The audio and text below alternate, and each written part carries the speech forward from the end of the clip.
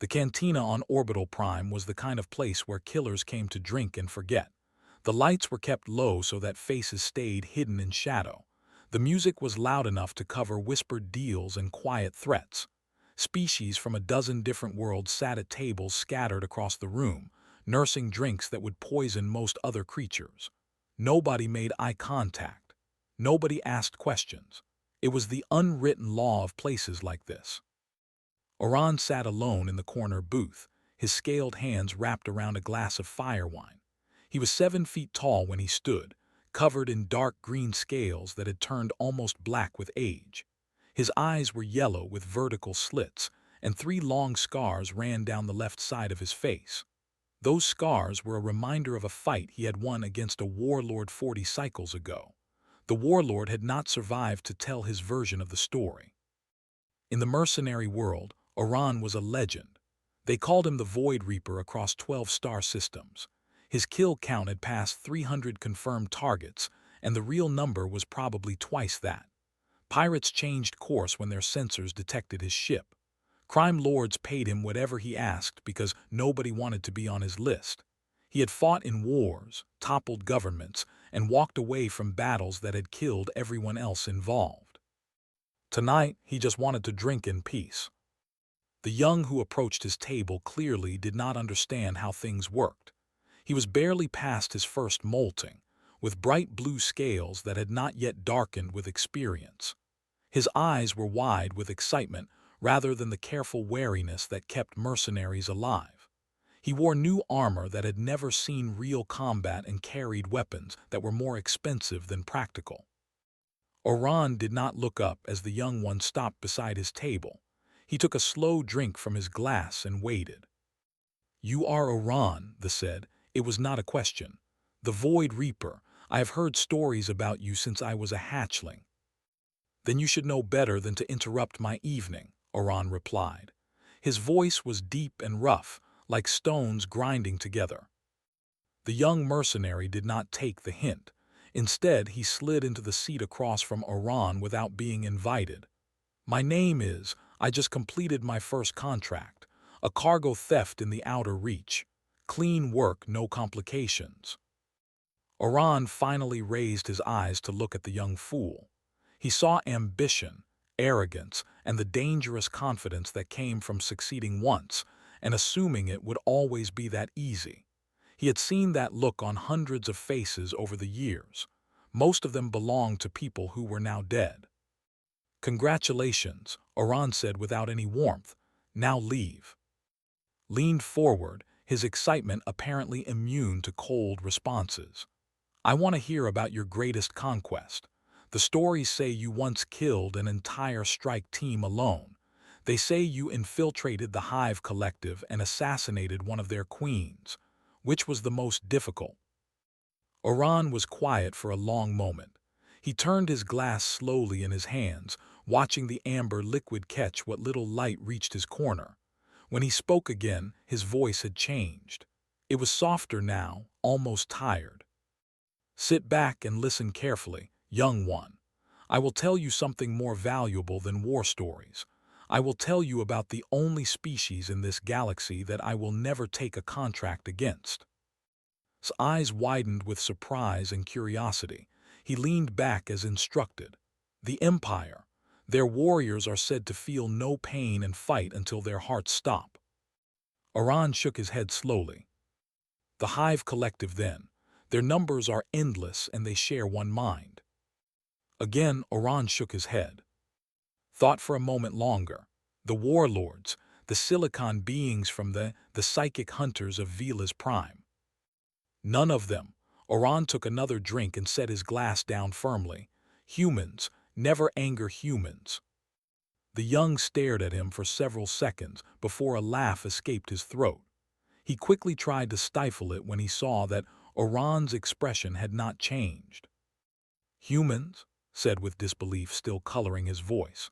"The soft ones from that small planet near the edge of charted space.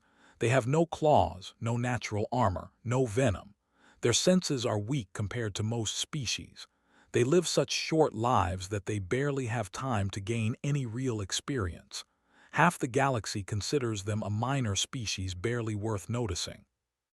Oran's yellow eyes locked onto the young mercenary with an intensity that made some amusement fade quickly. I thought the same thing once. 15 cycles ago, I took a contract that taught me how wrong I was. That lesson cost me everything I had built. My team, my reputation, my sense of safety. All of it burned away because I underestimated humans. Swallowed hard. The legendary Void Reaper did not speak with fear exactly, but there was something in his voice that the young mercenary had never expected to hear. It sounded almost like respect, mixed with a warning that came from personal experience. "What happened?" asked quietly. Oran signaled for another drink. The server, a four-armed creature with gray skin, brought it quickly and left even faster. Nobody lingered near the Void Reaper's table longer than necessary. "I am going to tell you a story," Oran said. "When I am finished, you will understand why I have refused every contract involving humans for the past 15 cycles. You will understand why the mercenaries in this galaxy avoid them completely. And if you are wise, you will take this lesson to heart and never forget it." He leaned forward, and the shadows seemed to deepen around them both. It began with a crime lord named Ash and a ship full of human colonists. I thought it would be one of the easiest contracts I had ever taken. 300 soft, defenseless creatures against my team of 12 elite killers. I expected it to be over in less than an hour. Oran paused, and something dark passed across his ancient face. I was a fool, and before that night ended, I learned exactly what humans are capable of when you threaten what they love. Oran settled back in his seat and let the memories wash over him. They were not pleasant memories, but they were important ones. The young across from him needed to understand, and the only way to make him understand was to tell the whole truth. Ash was a powerful crime lord in the Syndicate, Oran began. He controlled smuggling routes across 3 sectors and had enough wealth to buy small planets. When he contacted me with a contract, I listened carefully. The pay he offered was more than I usually charged, which meant the job was either very dangerous or very important to him. Listened in silence, his earlier amusement completely gone. The target was a human colony transport vessel called the Dawn Horizon. It was carrying 300 colonists to a new settlement world on the far edge of human territory. Families, workers, engineers, teachers, ordinary people looking to start new lives. Ash wanted them eliminated. All of them. He said they had settled on a planet that rightfully belonged to his operations, and he wanted to send a message to the human government about expanding into his territory. Oran paused to take a drink. The fire wine burned pleasantly in his throat, but it did nothing to warm the cold feeling that always came when he remembered this story. I assembled my team, 12 mercenaries, all veterans with decades of experience between them, 2 brothers who specialized in close combat and several others from species you have probably never encountered. Every one of them had killed before. Every one of them had completed contracts that others considered impossible. We were the best in the business. "And you attacked a ship full of colonists?" asked, and there was a hint of judgment in his voice. Oran met his gaze without flinching. I was a different creature then. I took contracts without asking questions about morality. The pay was good, the target seemed easy, and I did not think about what it meant to kill 300 people who had done nothing wrong. That was my first mistake, not because of ethics, but because I failed to consider what kind of people would leave everything behind to build a new life on a strange world. I assumed they were weak. I was very wrong. He continued the story, with his voice growing heavier.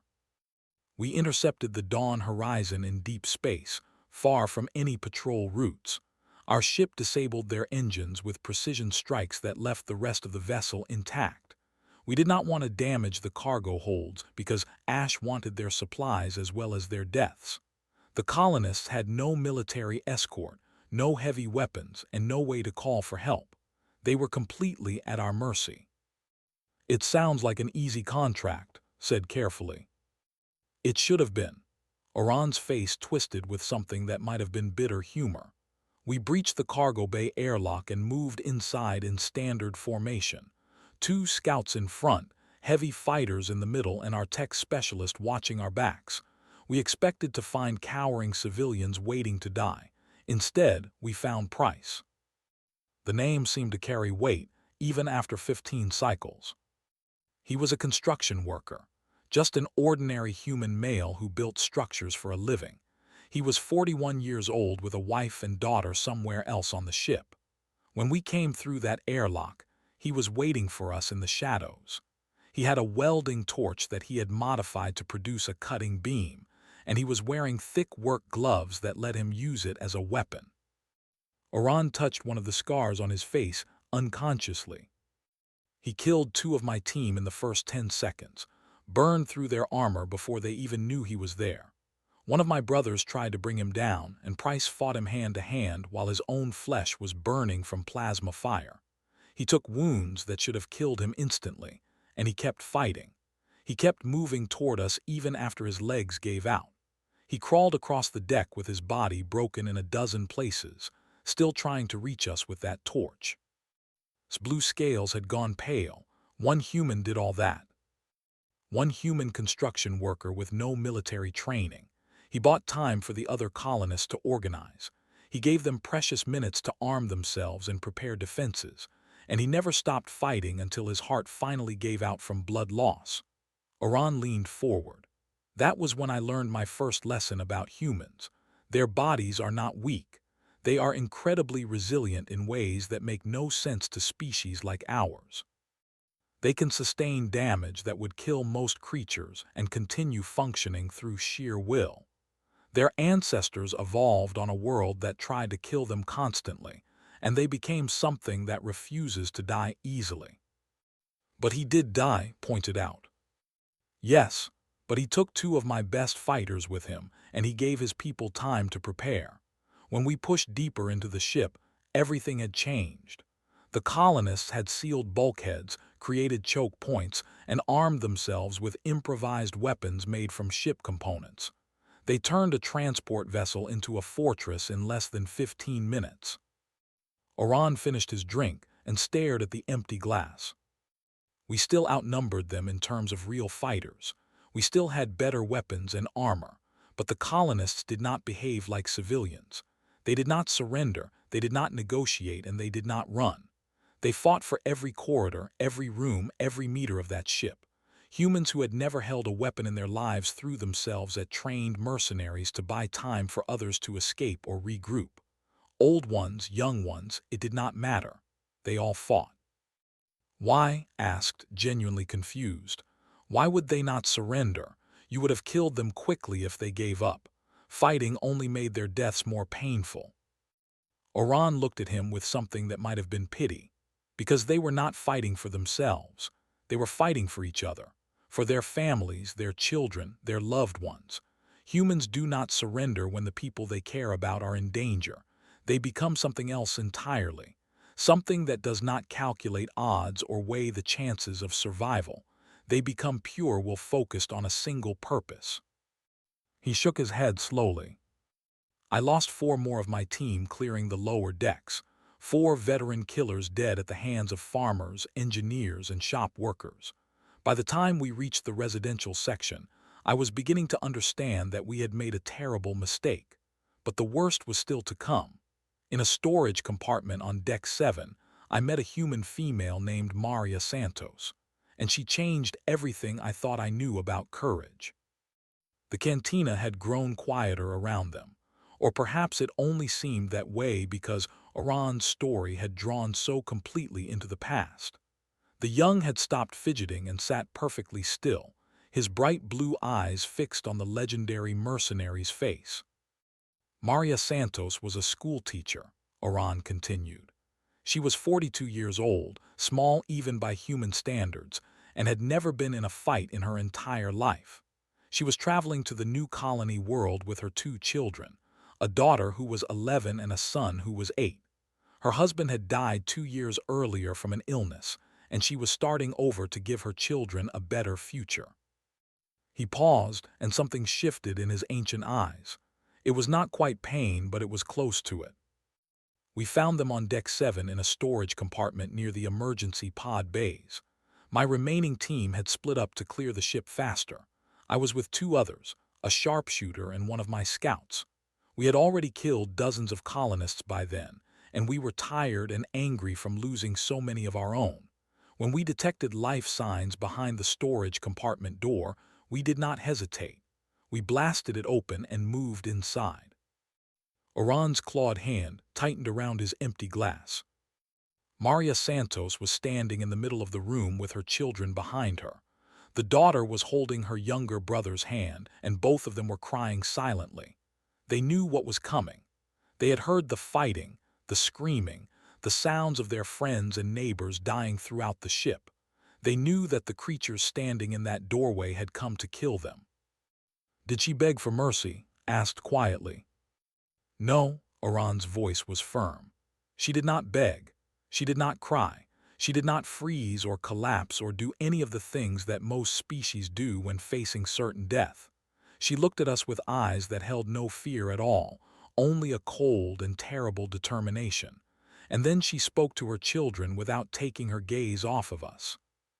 The old mercenary repeated the words from memory, speaking them as if he could still hear her voice. She said, "When I move, you run to the emergency pods. You do not stop, you do not look back, you do not wait for me. You run and you survive, and you remember that your mother loved you more than anything in this universe." The children tried to protest, but she cut them off with a single word. She said, "Now."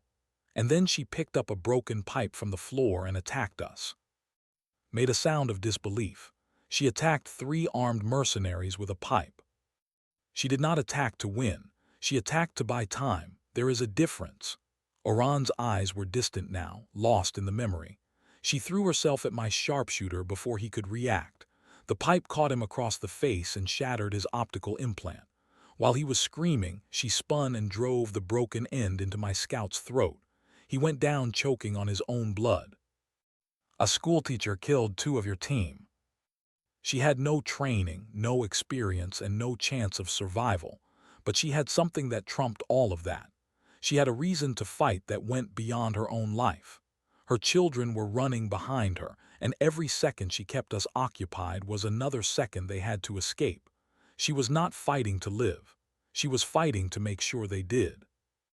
Oran finally met's eyes again. "I killed her. I had no choice because she would not stop. Even after I shot her, she kept trying to reach me. She crawled toward me with wounds that should have ended her instantly, and she never stopped looking at me with those cold, determined eyes. In her last moments, with her life bleeding out onto the deck, she spoke to me." "What did she say?" The old mercenary was silent for a long moment. When he spoke again, his voice was barely above a whisper. "She said, 'My children will survive, and someone will come for you. Not today, not tomorrow, but someday. Someone will come, and they will never stop until you pay for what you have done.' Then she smiled at me. She smiled as if she knew something I did not, and then she died." Shivered despite the warmth of the cantina. She made a threat while dying. It was not a threat, it was a promise, and that is the second lesson I learned about humans that night. Oran's voice had hardened again. "Most species beg at the end. They plead for mercy, they offer bribes, they promise anything if you will spare them. Humans do not do this when they are protecting someone they love. They make promises instead. They tell you exactly what will happen to you, and they believe it completely, even with their last breath, even when there is no logical reason to believe it." He signaled for another drink, and this time the server brought the whole bottle. "I have faced warriors who laughed at death. I have killed hive soldiers who felt nothing at all. I have fought creatures from the darkest corners of this galaxy, and none of them have ever frightened me the way Maria Santos did in that storage compartment. Because she was not afraid. She was not desperate. She was absolutely certain that her death was not the end of the story, and she wanted me to know it." Oran poured himself a generous drink. The children escaped. While their mother was dying to give them time, they reached the emergency pod bay. A human engineer named Daniel was there, holding off another group of my team. He was wounded in a dozen places, but he was still fighting. When he saw the Santos children, he stopped fighting long enough to throw them into a pod and launch it before we could stop him. Then he turned back to face us with nothing but his bare hands. He died too. Of course he died, but he died with that same look in his eyes, that same certainty. He knew the children would be saved and nothing else mattered to him. Oran took a long drink.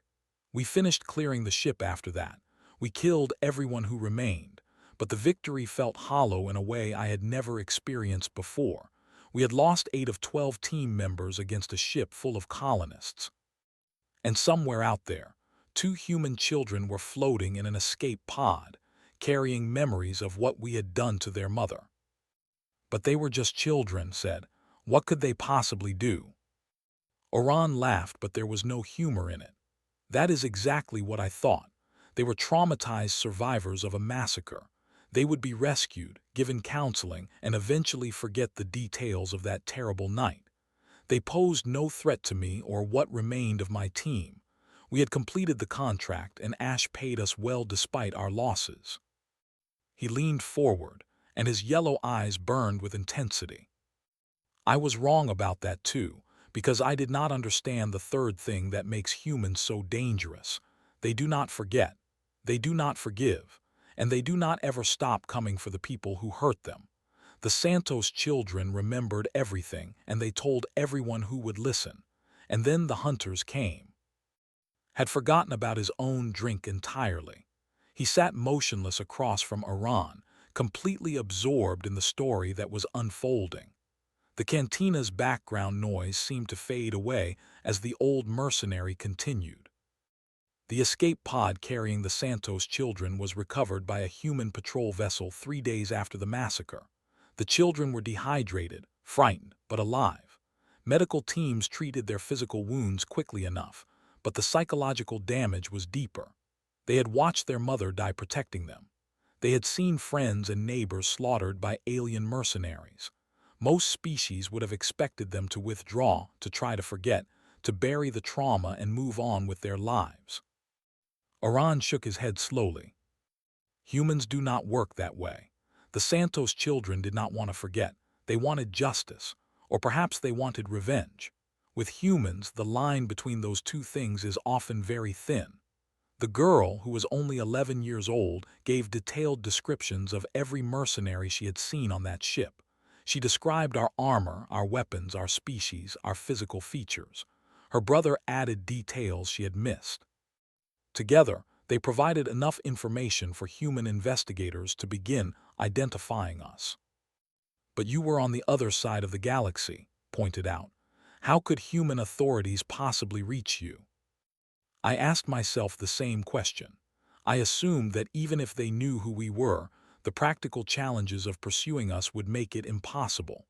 We operated outside human territory, we moved constantly, and we had connections throughout the criminal underworld that could hide us indefinitely. I took other contracts and tried to forget about the dawn horizon. I told myself that the losses were unfortunate, but that we had still succeeded. The old mercenary's expression darkened. Within one standard cycle, the first of my team was dead. The brother who survived the ship assault was found in his quarters on a space station in the outer reach. Someone had entered his room while he slept and killed him silently. There were no witnesses, no evidence, and no explanation for how anyone had found him. He had been using a false identity and had told no one where he was going. An assassin. A hunter. That is what humans call them, though they have many different names and organizations. They are specialists trained to track targets across vast distances and eliminate them through patience and precision. Most species use assassins for quick, surgical strikes. Humans use hunters for long-term pursuits that can last months or years. They do not give up. They do not lose interest. They simply keep coming until the job is done. Oran poured another drink, but he did not lift it to his lips. He just stared at the amber liquid as if seeing something else entirely. The second killing happened 4 months later. My tech specialist was running a legitimate business on a colony world, trying to disappear into civilian life. A human walked into his shop one afternoon, asked for directions to a local restaurant, and shot him twice in the head when he turned to point the way. The human walked out calmly and was never identified despite dozens of witnesses. How did they find him? I do not know. That is part of what makes human hunters so terrifying. They have methods of tracking and investigation that other species do not fully understand. They share information across vast networks. They analyze patterns that seem random, and they piece together clues from sources that should have no connection to each other. One of my team members was found because a human noticed that his new identity had the same birthday as his real one. That single detail, buried in a false document, led them straight to him. Scales had gone very pale. They tracked you through a birthday. Humans call it persistence. It is not just about physical endurance, though they have that in abundance. It is about mental focus that never wavers.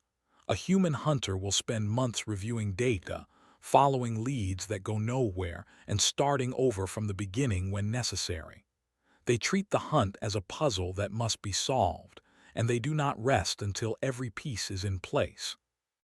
Oran finally took his drink, swallowing it in one long motion.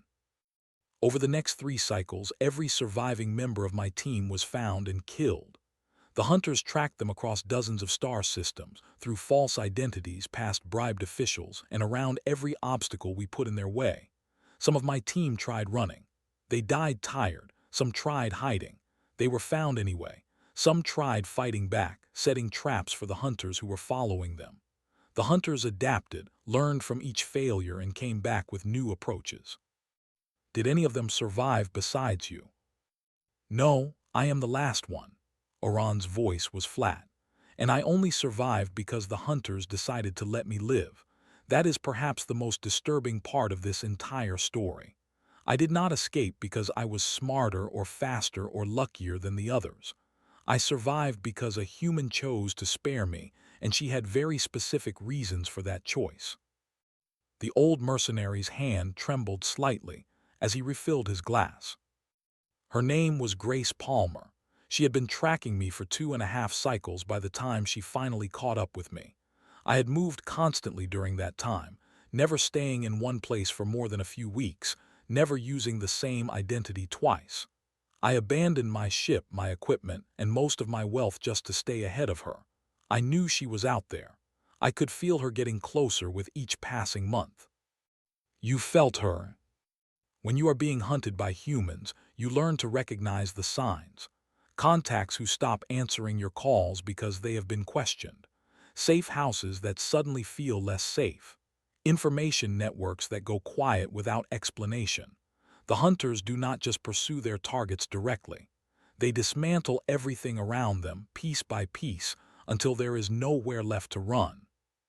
Oran met's eyes, with an intensity that made the young mercenary flinch. I was on a mining outpost in the outer territories when Grace Palmer finally found me. I was sitting in a bar much like this one, trying to decide where to run next. And then she walked in and sat down across from me, just as casually as you did tonight. She was a small human female with gray hair and calm eyes, and she had been chasing me across the galaxy for longer than many species live. I reached for my weapon, but she just shook her head. She said, "If I wanted you dead, you would already be dead.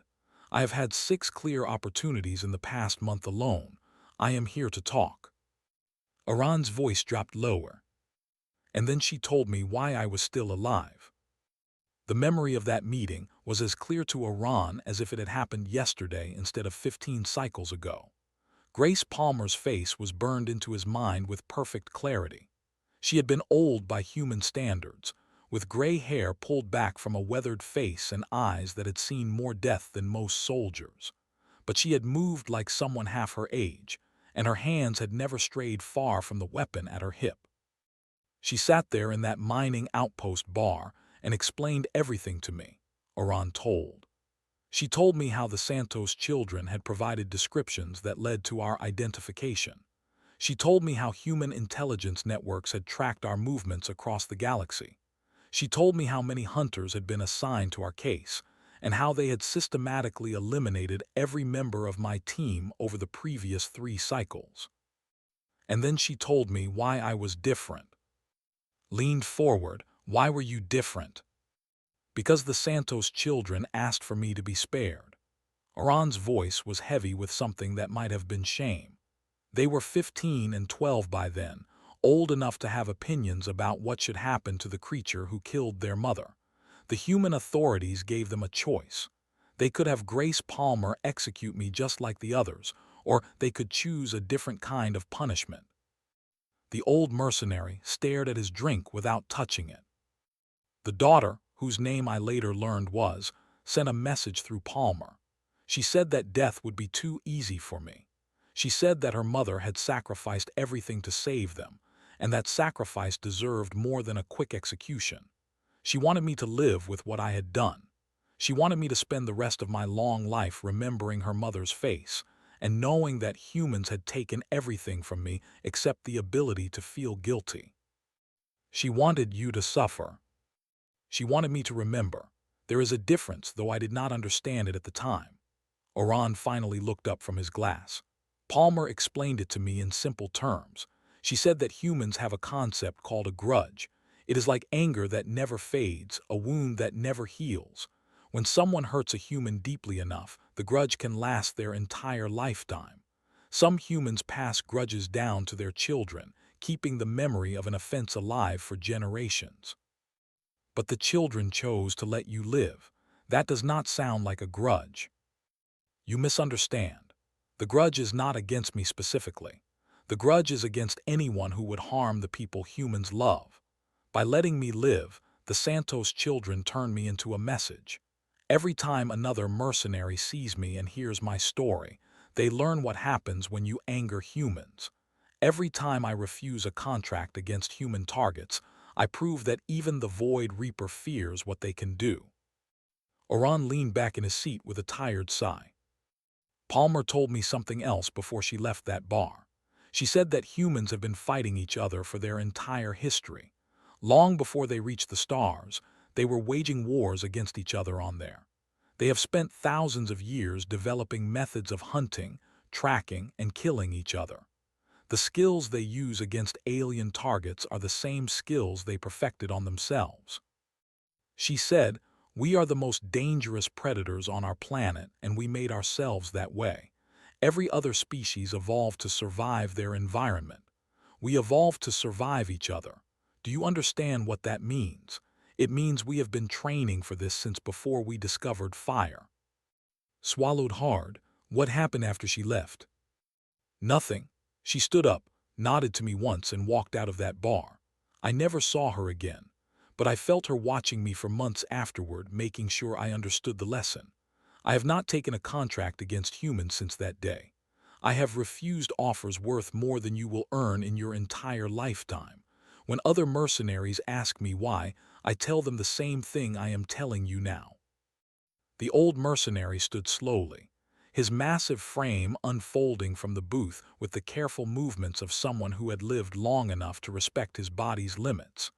He looked down at with yellow eyes that had seen too much death to be impressed by anything. Humans are not dangerous because of their strength. There are species in this galaxy that are physically more powerful. They are not dangerous because of their technology. There are civilizations with weapons that could sterilize planets. They are dangerous because of how they think and what they feel. He placed his clawed hand on the table and leaned down toward the young. They love fiercely, more than logic says they should. They form bonds with each other that override every survival instinct they have. They will die for strangers if those strangers are part of their group. And when you hurt the people they love, they do not forgive. They do not forget. They do not stop. Oran straightened up and reached for his coat. A human will chase you across the entire galaxy for decades if that is what it takes.